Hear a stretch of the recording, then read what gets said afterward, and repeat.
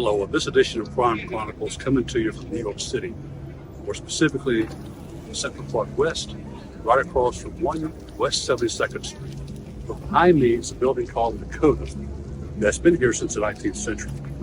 It's famous for a number of things, including the filming of Rosemary's Baby, a horror flick from the 1960s. A lot of very famous people have lived here. It's most famous for one very unfortunate, one very tragic occurrence that occurred on December 8, 1980. That was the night that former Beatle John Lennon was assassinated outside his apartment building right across from us. We'll take a look in this segment of the assassination of John Lennon.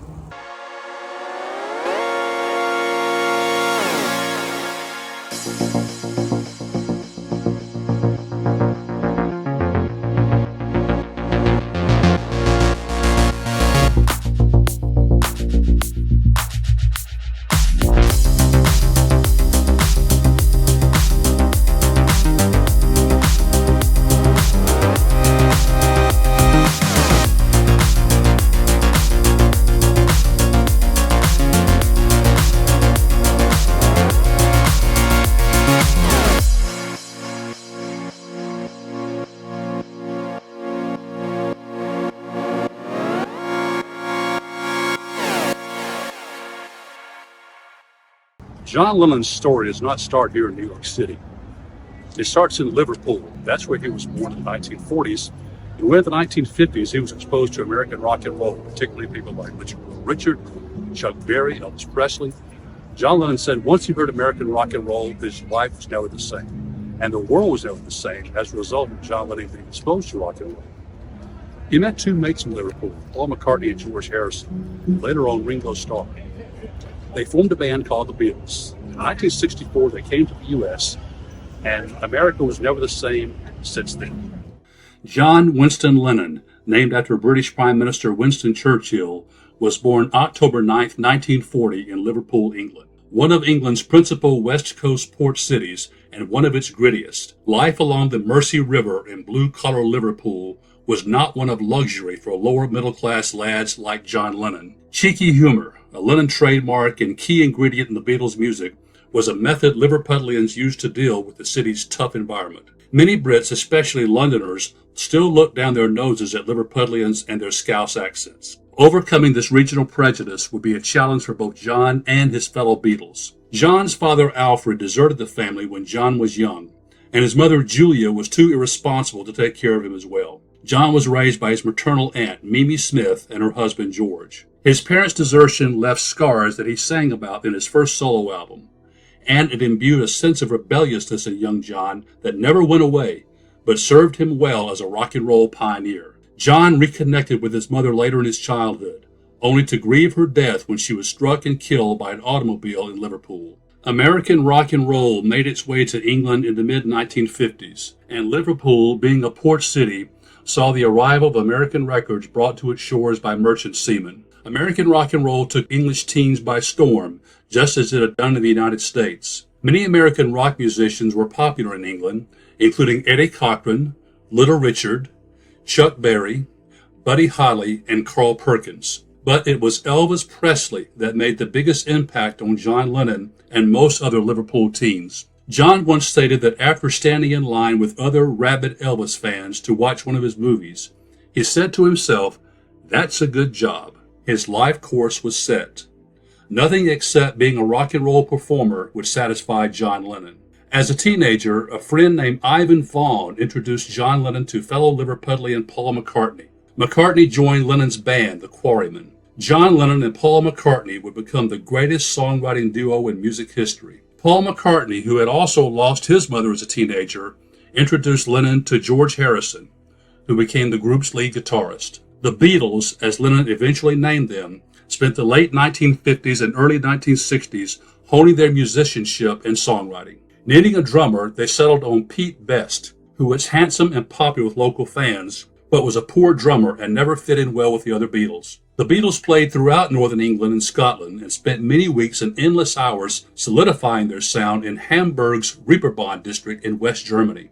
Their most storied venue was Liverpool's Cavern Club, now a tourist attraction, where they developed a huge local following during almost 300 performances. While performing at the Cavern, they caught the attention of a local record store owner named Brian Epstein, who assumed the duty of group manager and took charge of all their bookings and business affairs. The Beatles passed an audition for EMI Records in the fall of 1962. The audition was headed by George Martin, who would produce most of the Beatles' music in the years to come. Dissatisfied with Pete Best's drumming, Lennon, McCartney, and Harrison replaced him with Ringo Starr in October 1962, just before recording their first single, Love Me Do. Their next single, Please Please Me, became their first #1 hit in Great Britain.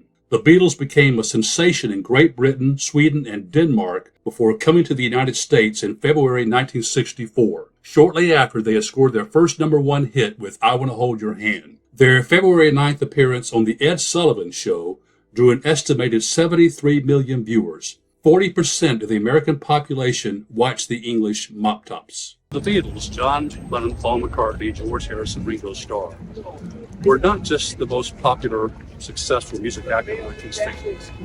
They were a cultural tour de force that has not been matched since. Songs like She Loves You, A Hard Day's Night, produced something called Beatlemania.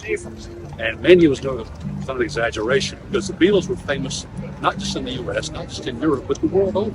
Starting with I Want to Hold Your Hand in 1964 and ending with The Long and Winding Road in 1970, the Beatles had 20 songs that reached #1 on the U.S. Billboard charts and 34 songs that made the top 10 in the United States. The success they experienced in the United States was witnessed in many other countries as well. The Beatles led the British invasion of the mid-1960s when they and other British performers, including the Rolling Stones, the Dave Clark Five, The Who, and the Kinks, dominated the American music scene. American teenagers, often to the bewilderment of their parents, simply went wild over rock and roll in the 1960s. Among the most popular early Beatles songs were She Loves You, I Feel Fine, Yesterday, and A Hard Day's Night, which was also the title of a critically acclaimed film starring the Beatles. The Beatles were the biggest performers in the world, bar none, from 1964 to 1966. Well, as times changed in the 1960s, the Beatles changed along with those times.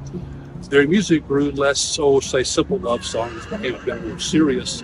They did songs like Penny Lane, Strawberry Fields Forever, and some social relevant songs, and some songs that talked about political change, songs like Revolution, songs like Hey Jude.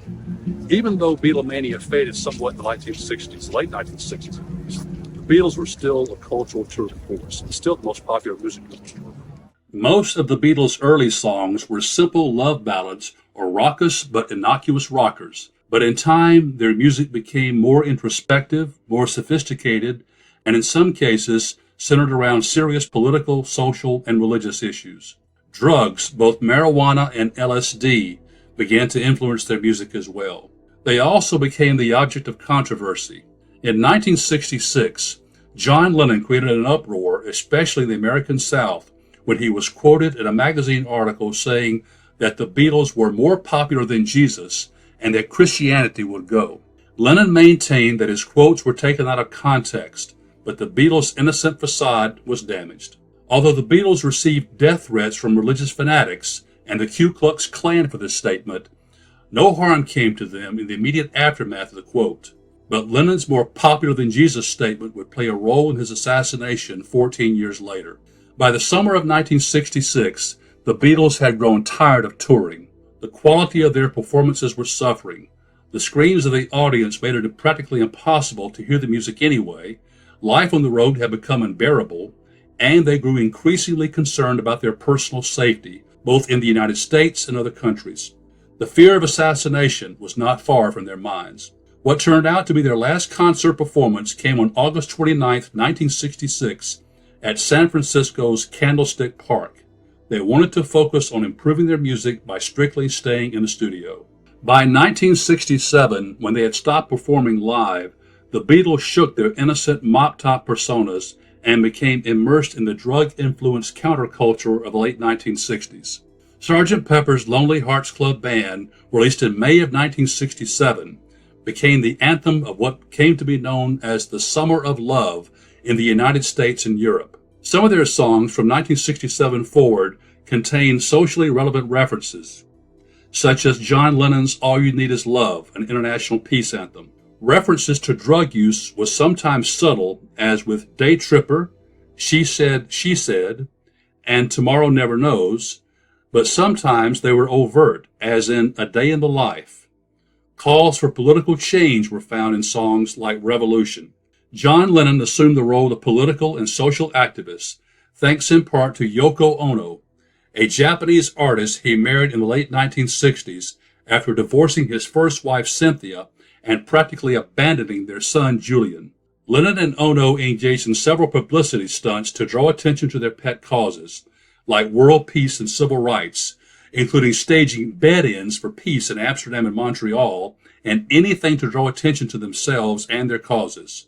Lennon's Give Peace a Chance, recorded from their Montreal hotel room, remains an international anti-war anthem.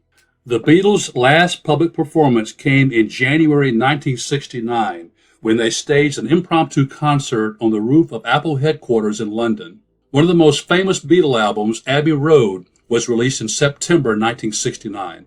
The album cover, an impromptu photo of the Beatles crossing the street just outside EMI Studios, remains one of the most iconic photos in music history, and one of the most popular tourist spots in London. The Beatles were still riding high when their final album, Let It Be, was released in 1970. Following a messy and bitter breakup in 1970, John Lennon and the other Beatles embarked on solo careers. John Lennon collaborated with George Harrison and Ringo Starr occasionally, but he never recorded with Paul McCartney again, even though the rift between the two was eventually healed. John Lennon loved New York City so much that he never returned to the UK, his home country, after the early 1970s. Plus, he had some other problems. Namely, he was fighting deportation as a result of a marijuana conviction, perhaps a phony one, that hit him in London in the 1960s. Well, long story short, he won his battle with immigration, was allowed to stay in the U.S., got his permanent green card, and settled here in New York City, across the street from us, in the Dakota, on West 72nd Street on New York's Upper West Side. John Lennon's music as a solo artist was more serious than most of his work as a Beatle. He lamented painful childhood memories in songs like Mother and I Found Out, screamed shrill cliches common to shallow social activists in songs like Power to the People, vehemently criticized politicians, including his arch-enemy, President Richard Nixon, in Gimme Some Truth, and wore his emotions on his sleeves in songs like Nobody Loves You When You're Down and Out. Well, after the Beatles broke up in 1970, John Lennon embarked on a solo career of his own. And he had some success, particularly with a song called Imagine. Another song called Instant Karma, Give Peace a Chance. But Imagine is the song he is best remembered for. And Imagine, John Lennon talks about a secular utopia. There's no nations, no religions, no countries, no possessions. And that became his signature, the song he is still best remembered for. John Lennon's most notable solo recording that remains his signature song was released in 1971. Imagine presents a secular, non-nationalistic, socialist utopia in which there is no hunger, religion, wealth, or conflict. As Lennon continues speaking out on political issues, he faced other struggles. His public criticism of Richard Nixon's presidency and American involvement in the Vietnam conflict made him the target of FBI surveillance. Lennon also had to battle deportation charges because of a 1969 conviction for marijuana possession in England. Lennon eventually won the right to remain in the United States, obtaining a permanent green card, and contrary to the whims of delusional conspiracy theorists, the FBI's concern about Lennon faded with the death of director J. Edgar Hoover and the end of the Vietnam War. John Lennon and Yoko Ono separated for about 18 months in the mid-1970s, with Yoko staying in New York City and John Lennon hopscotching around the United States, mostly staying in California. On December 9, 1974, while he was living in Los Angeles, Lennon appeared on the enormously popular Monday Night Football broadcast where he was interviewed by ABC's Howard Cosell. It was a typical innocuous interview with Cosell asking Lennon his opinions on American football, concluding with the question always asked of the Beatles in the 1970s, will the Beatles ever get back together?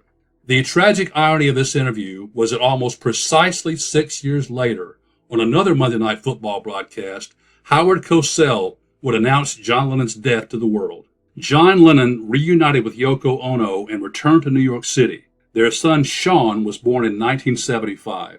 Lennon took a hiatus from recording and from public life for several years, occasionally appearing in public, sometimes caught on film walking around Central Park, but mostly lived a quiet life on Manhattan's Upper West Side with Yoko and Sean. In 1980, after about a 5-year layoff of recording, John Lennon made a comeback.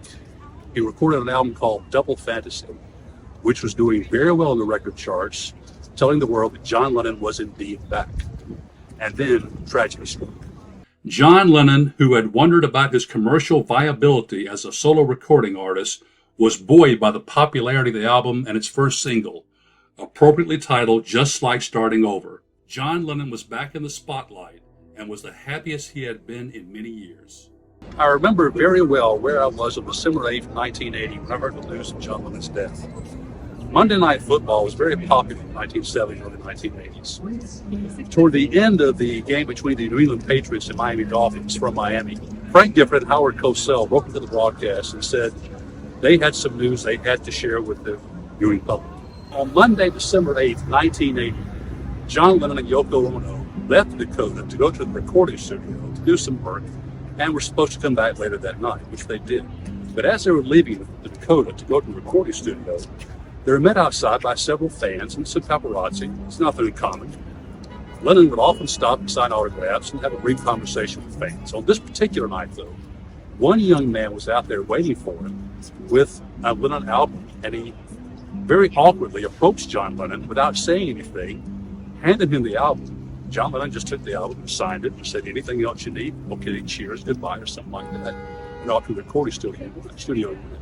Around 5 p.m. on December 8th, 1980, John and Yoko Ono left the Dakota and headed to their recording studio. As they walked toward their car, Lennon, as he often did, stopped to sign autographs for fans who had gathered outside the building. Mark David Chapman, 25 years old, shyly handed Lennon a copy of an album he had just purchased. Paul Gorish, a photographer who frequented the Dakota, snapped a photo of Lennon signing Chapman's album. John Lennon had no idea that he was signing his life away. When Lennon and Ono returned to the Dakota around 10:50 that night, Chapman was still there. John Lennon and Mark Chapman briefly made eye contact.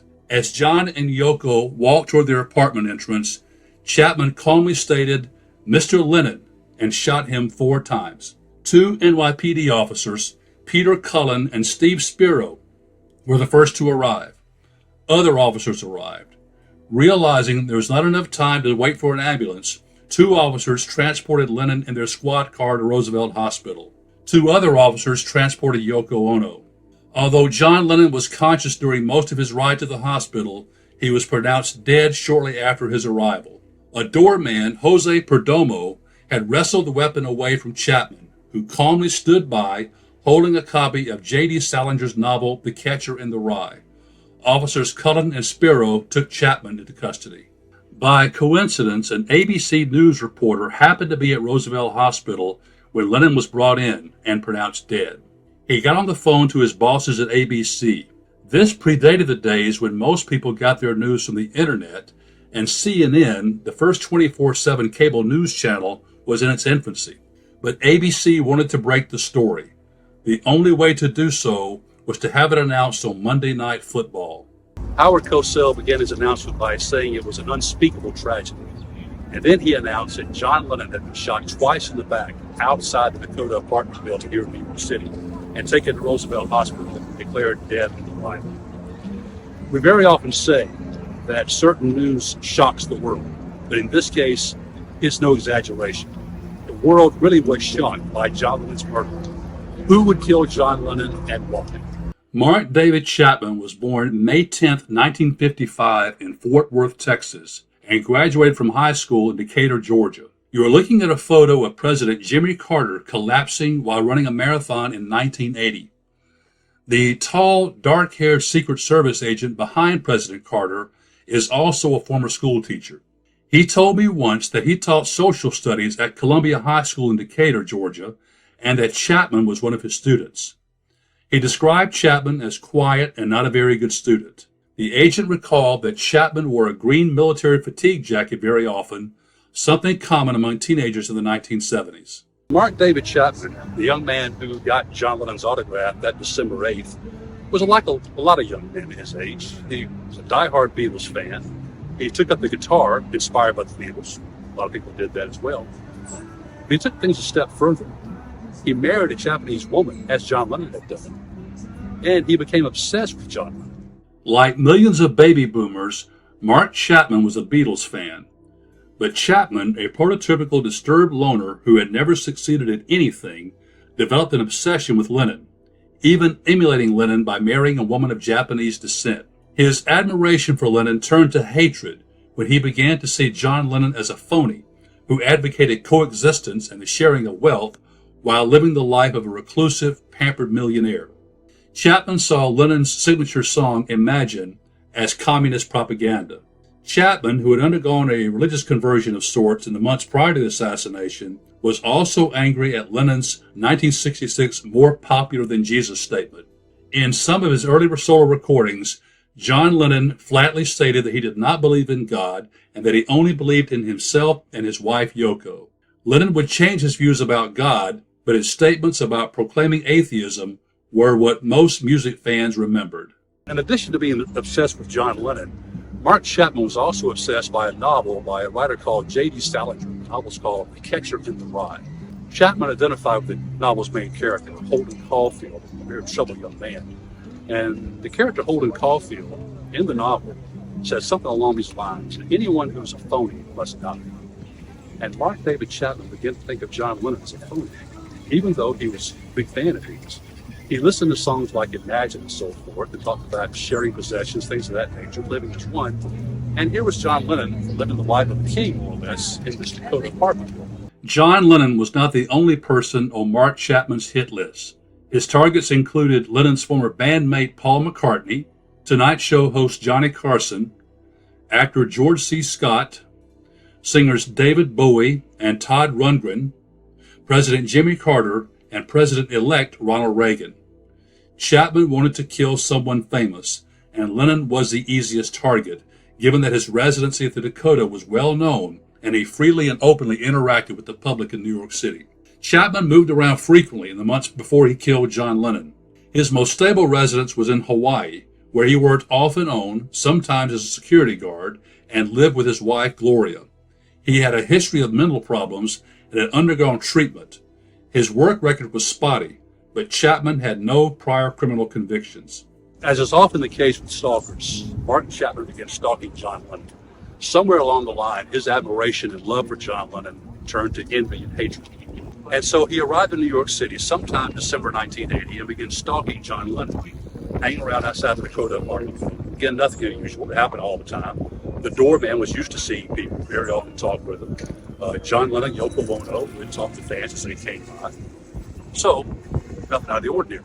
Chapman went to New York City in late October 1980, intending to kill John Lennon, but left to obtain ammunition from an unwitting friend in Atlanta before returning in November.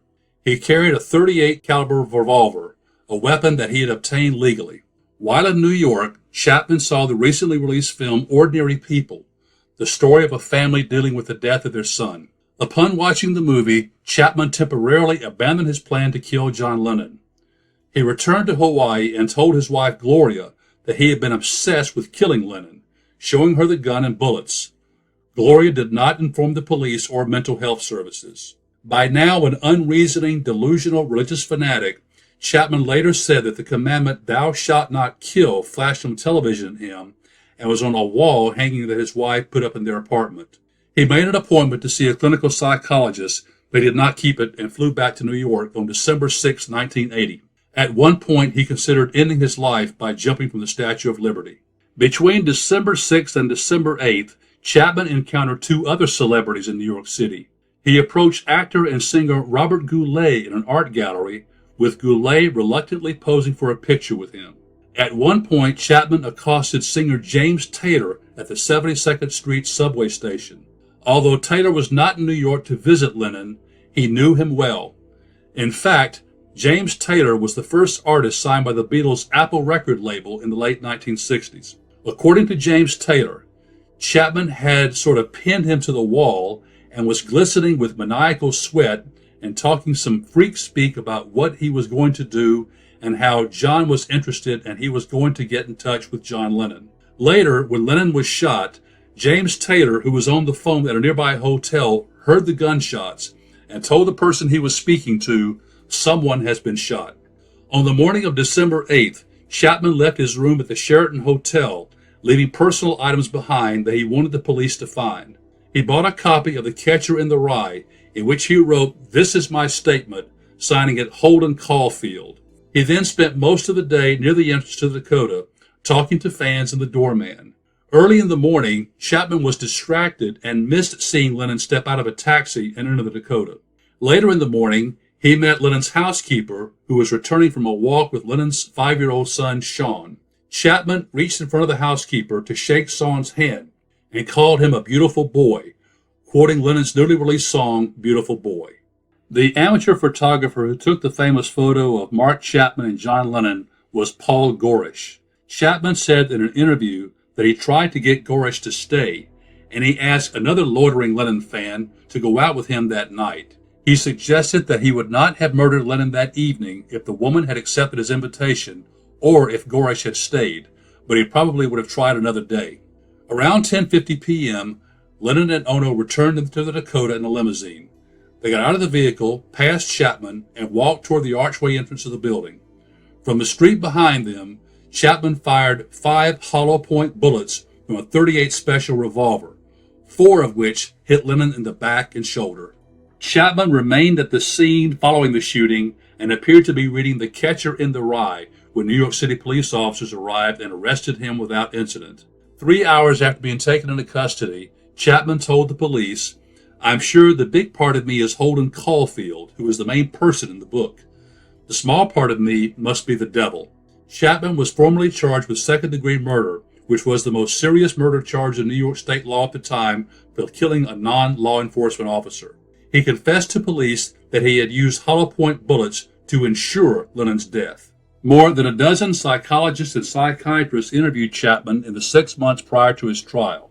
3 for the prosecution, 6 for the defense, and several more on behalf of the court. And they conducted a battery of standard diagnostic procedures and more than 200 hours of clinical interviews. All 6 defense experts concluded that Chapman was psychotic. 5 diagnosed paranoid schizophrenia, while the 6th felt that his symptoms were more consistent with manic depression. The 3 prosecution experts declared that his delusions fell short of psychosis and instead diagnosed various personality disorders. The court-appointed experts concurred with the prosecution's examiners that he was delusional yet competent to stand trial. Eventually, Chapman disavowed his renewed interest in Christianity and reverted to his initial explanation. He had killed John Lennon to promote the reading of The Catcher in the Rye. Chapman's first court-appointed lawyer withdrew from the case amid threats of lynching. At the initial hearing in January 1981, Chapman's new lawyer instructed him to enter a plea of not guilty by reason of insanity. In February, Chapman sent a handwritten statement to the New York Times, urging everyone to read The Catcher in the Rye, calling it an extraordinary book that holds many answers. Chapman told his lawyer in June that he wanted to drop the insanity defense and plead guilty. In his June 22 hearing, Chapman said that God had told him to plead guilty and that he would never change his plea or ever appeal, regardless of his sentence. Chapman was sentenced on August 24, 1981. At the sentencing, he read a passage from The Catcher in the Rye when he was sentenced to life in prison. He said, "I keep picturing all these little kids playing some game in this big field of rye and all. Thousands of little kids, and nobody's around, nobody big, except me. And I'm standing on the edge of some crazy cliff. What I have to do, I have to catch everybody if they start to go over the cliff. I mean, if they're running and they don't look where they're going, I have to come out from somewhere and catch them. That's all I do all day. I just be the catcher in the rye and all. I know it's crazy, but that's the only thing I really like to be. I know it's crazy." Unfortunately, the story does not end here. The assassination of John Lennon caught the attention of another disturbed loner and diehard Beatles fan, John W. Hinckley Jr. In a warped attempt to impress actress Jodie Foster, Hinckley, just 4 months later, on March 30th, 1981, shot President Ronald Reagan and 3 other men in Washington, D.C. He told investigators that the Lennon assassination was the encouragement he needed to pursue the president. John Lennon made no secret of the fact that he lived openly in New York City and roamed the area frequently with no protection. His openness may have gotten him killed. After the Lennon assassination, other celebrities took measures to protect themselves. Celebrity stalking received much more attention and was taken more seriously in the years that followed. Lots of people came to Yoko Ono with suggestions about how to honor John Lennon's memory here in Central Park. So a statue be erected. John would approve of that. So it was decided to sort of cordon up this little area as a tribute to John Lennon's memory. And you can't see it very well right now. Perhaps you can. You can see a circle in the middle of what's called now Strawberry Fields. Well, Strawberry Fields was the name of one of John Lennon's most famous songs, the Beatles. It was also a place he hung out in Liverpool. And there's a line in the song that says, had nothing to get hung about, because his aunt who raised him would very often reprimand him for spending so much time in Strawberry Fields. And John would say to his aunt, Aunt Mimi, Strawberry Fields is okay. It won't get you hung for hanging out there.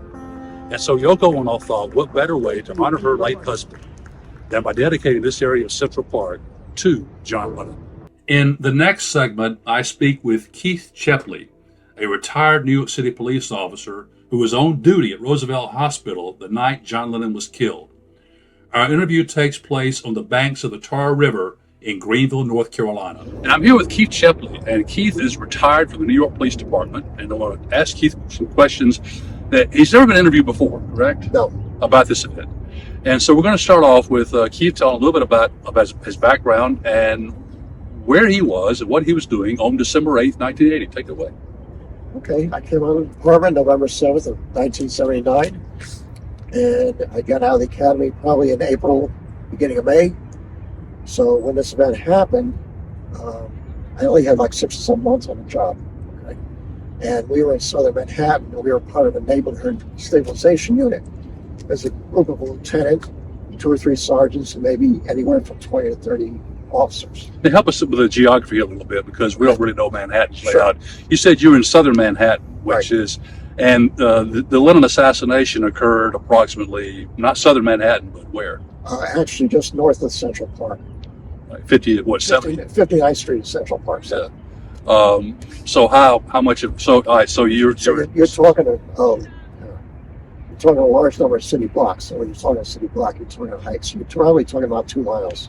in southern Manhattan, are we talking about, say, the Wall Street area? Or Yeah, not that far south. It was probably down like the Village area, Greenwich Village, and areas like that. Okay. So what else happened that night? So what happened was we were on foot post, and they had put us down there that night. I don't remember the reason, because they used to bounce us around different parts of the city wherever they needed extra officers, So what happened was the lieutenant came by. We had a Lieutenant Adamone. He at the time, he was just a lieutenant, but he made his way up to chief of the department. That's how driven this guy was. He was good. He was really good. And he came by with a prisoner wagon, which they used for bringing up prisoners from the precinct, taking them to criminal court and all that stuff. You used to call it paddy wagon, right? Paddy wagon, yes, yeah, for the Irish patent, 1800s. And what happened, he came by with a wagon, and he said, everybody in. And that was it. Everybody piled in. There was probably 15 of us or something like that. He didn't give us a reason. He didn't say anything, but it was lights and siren all the way north, up through Manhattan, up to the Roosevelt Hospital. He didn't say a word. We got in the hospital. We knew there was commotion outside. We could see that, but they didn't say anything about it. We get inside, and it tells us John Lennon's been shot. He's been brought to this hospital. They need us here to help secure the perimeter and secure the inside of the hospital, because, of course, something like this happens. The news crews, the local yokels, people try to get in, take pictures, and all the rest of this stuff. So he assigned us to different areas, but he assigned me and one other officer, James Dowd, I can still remember his name. He said, you two are going to be down in the basement guarding his body. So at that time, we were like, oh, well, so they brought him down there, and all they had was they had him on a gurney, and they had a sheet up right to the top of his head. We could see his hair coming out the top, and they had his glasses on the sheet next to him. And it was just a narrow corridor. I can still remember these green tiles, all night green tiles from like 1950s or 1960s style. And real narrow. Jimmy was on one side, and I was on the other side. We stand there looking at it. It was like, it was surreal. I mean, it was absolutely surreal. I can't believe this guy, the most powerful guy in the world, if he sneezed, he would be in the news, you know? Well, you must have seen, I won't say hundreds, but you saw dead bodies flooding the place. Oh, yeah, absolutely. Well, I hadn't seen that many of them. I mean, I've seen some, yes. I've seen some just a couple of months, a couple of days even out of the academy.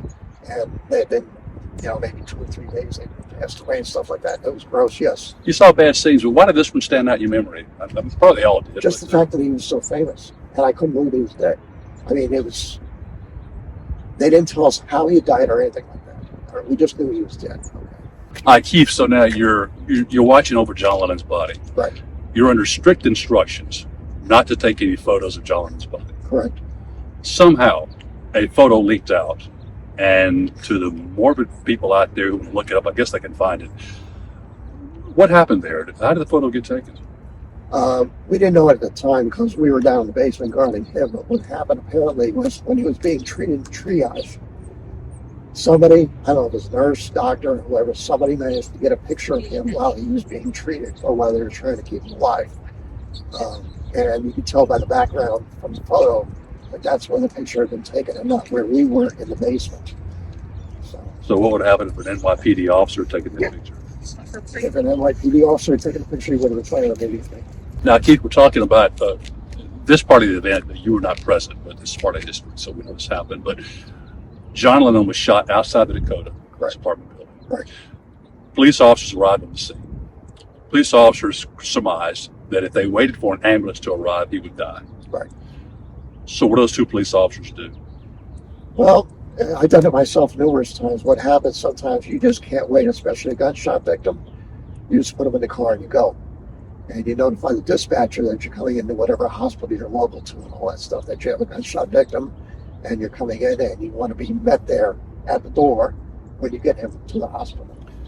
So apparently that's what happened with these 2 guys. I don't know. I don't remember which precinct they were from or whatever. But from what I understand, the one guy got in the back. They put John Lennon in the back. One officer got in the back with him. And the other guy was driving, of course. And from what I understand, the guy in the back asked him, "Are you John Lennon?" And he answered yes, apparently. And they raced him to the hospital. They did the best they could. So he was conscious while he was... He was alive when they put him in the back, yes. All right, so we're talking about the 2 police officers who transported John Lennon to the hospital. And you don't recall their names, correct? No. But think about, you said the trauma that you went through by watching the body and so forth. And very often I think we neglect the human side of policing. We forget the police officers are human beings. And as hardened as one might get, some of the bad things you see, particularly in a city like New York, this had to have had an effect on those officers. Absolutely.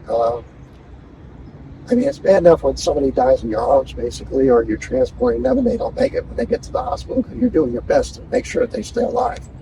But in this case, I understand. I didn't meet them afterwards, but we were told that the guy that was in the back with him, it really screwed him up mentally. It really hurt him.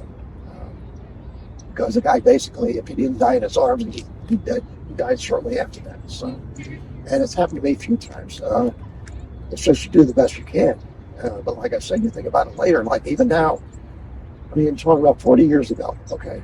But still, when those songs come on the radio and stuff like this, you think about it, it's like, damn, I can't believe this happened. Well, I don't know about you, but you and I are not that far apart in age. And if you were like me, the first record I ever owned was A Hard Day's Night. Okay, yes. And the Beatles really were, it's not much of an exaggeration, although it's scientifically inaccurate to say, they're almost part of our DNA. Oh, yeah. Growing up. Yeah.